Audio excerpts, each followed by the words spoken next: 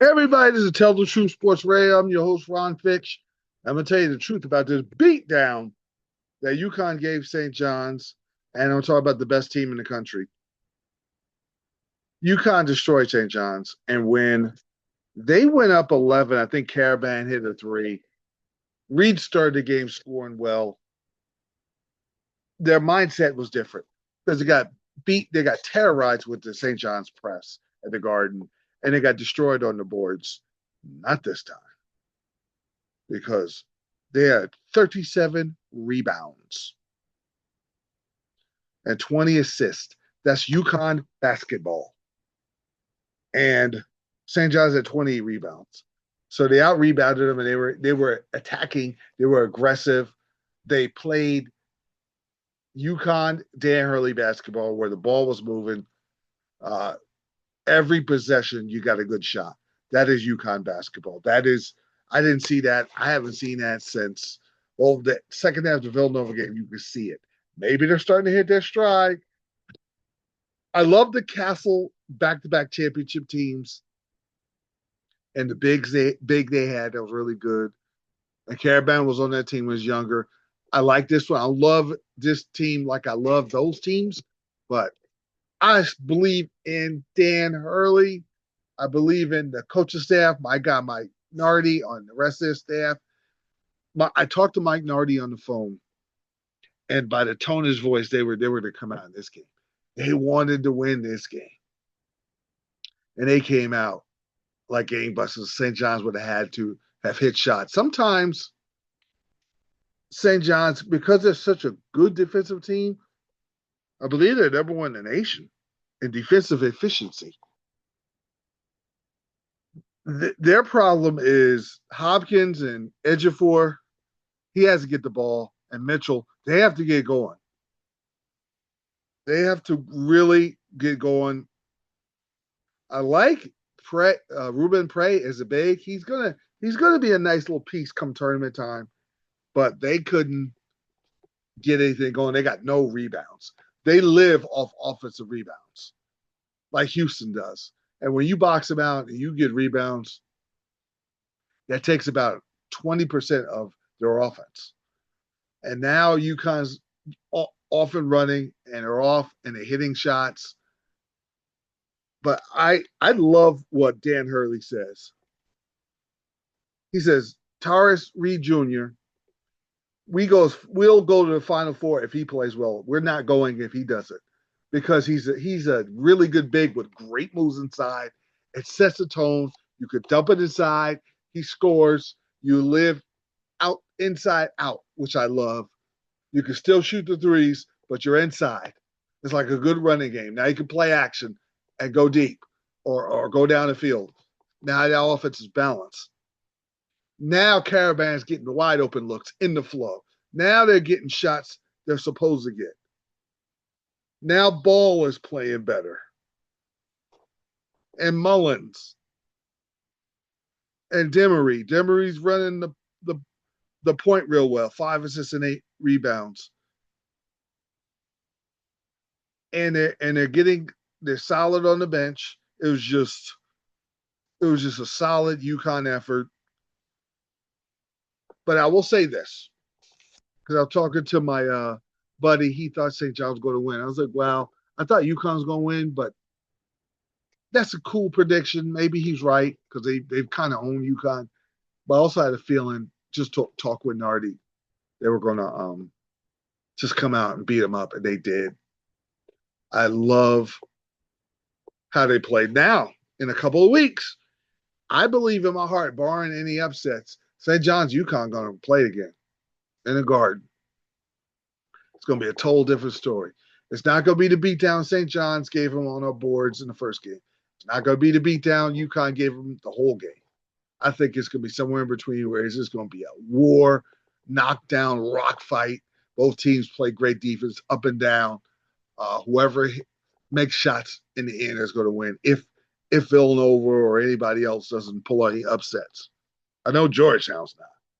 I know my Georgetown Hoya is not going nowhere, so I don't worry about that. But anyway, I'm gonna try to get former Georgetown Hoya Gene Smith on. I'm gonna have him co-host some shows with me because I want to talk about what happened in the past, what happened now. I want to kind of merge it to see where he played, so he knows the game.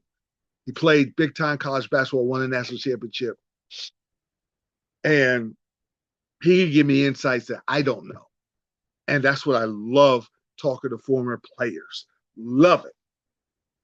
Now, finally, Florida beats up on Texas.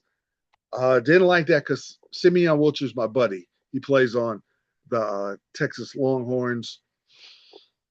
I believe Texas hopefully can make the tournament, even at 17-11. It's a tie game, 64-64, and Florida put a vice grip on. This is why they're the best team in the country. And Condon and Boogie Flan is in the mix. Xavier Lee with his 6 assists, 12 points. Chinaloo with his blocks, playing tough inside. And the glue to the whole team, Thomas Houck, who's so good. I would take him on my Lakers. He's tall. He could score. He defends.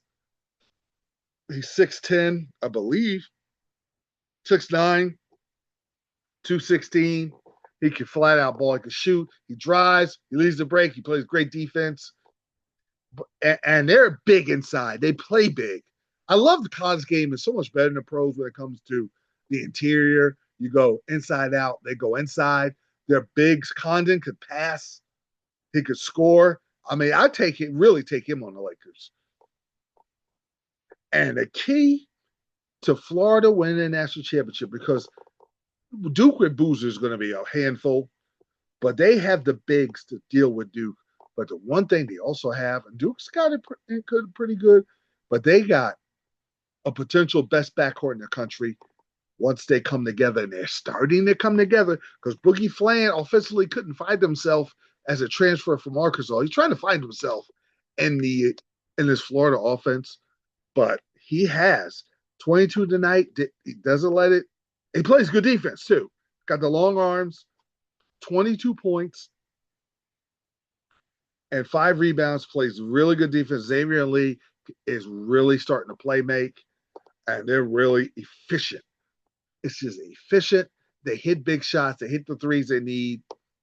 Xavier Lee gets you buckets. He gets you a lot of assists. He can. Everybody rebounds on this team. I love their 8-man rotation. They just play superior. I love Isaiah Brown off the bench making shots. Just this team, they're ready to repeat. They have all the ingredients. They have the guards. They have the experience. I know Arizona, the jump shooters come and go. Florida's more consistent from outside. And one thing they do have, Urban Clavzar can go nuclear from outside. He was 2 of 5 from 3, so they didn't even go crazy. But he could hit 5 or 6 in a row in a game to go along with all these elements that Florida has. Love this team. I like Arizona. Texas Tech was going to be my team until Toppin got hurt. BYU was going to be my team until their best shooter got hurt for the season. And I don't really like anyone else. I like them as Elite Eights, potentially a Final Four, but the teams to beat are Duke and Florida and Michigan. Because, Michigan only lost to Duke by 5. They're still in it. Arizona, I'm not sure. Illinois, they don't play enough great defense. And then there's a wild card that's going to come out of nowhere. That's going to get hot, and you will see. The Big East is down now. I like Villanova.